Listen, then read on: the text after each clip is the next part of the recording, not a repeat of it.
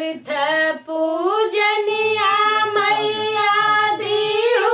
नाया शिष्या हो की काऊ लैके ना मैं की काऊ लैके ना मैया जाई अपने घरवा हो की काऊ लैके ना मैया जाई अपने घरवा हो की काऊ लैके ना करित पूजनिया मैया दीहु नाया शिष्या हो की काऊ लैके ना हो की काऊ लैके ना मैया जाई अपने घरवा हो की काऊ लैके ना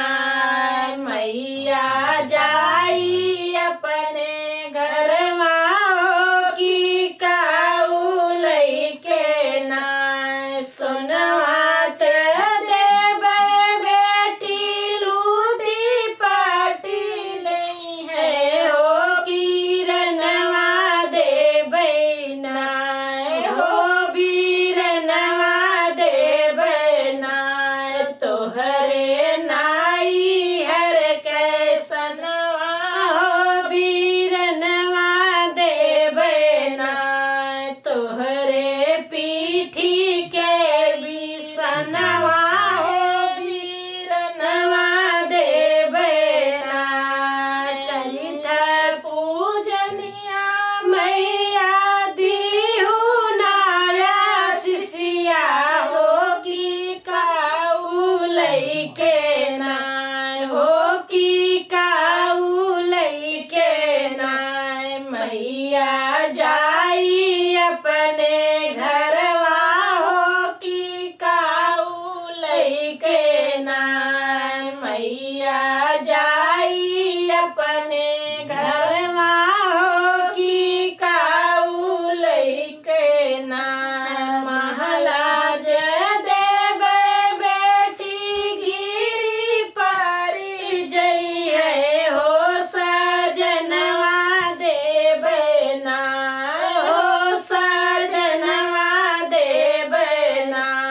तोहरे जीवन के सतवा हो सजनवा देबै ना तोहरे अंगे के सिंगरवा है से नुरवा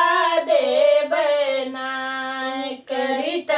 पूजनिया मैया दीहु नाया शिष्या हो की काऊ लैके ना हो की काऊ लैके ना मैया जाई अपने घरवा हो की काऊ लैके ना मैया जाई अपने घरवा हो की काऊ लैके ना बाग बगैचा बेटी ढाई ढूही जई है हो लालनवा देबै ना हो लालनवा देबै ना तोहरे कुल के दीपकवा है लाल देबै ना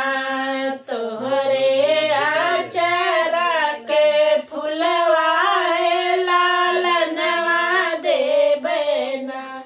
करित पूजनिया मैया दीहु नाया शिष्या है की काऊ लैके ना हे की काऊ लैके ना मैया जा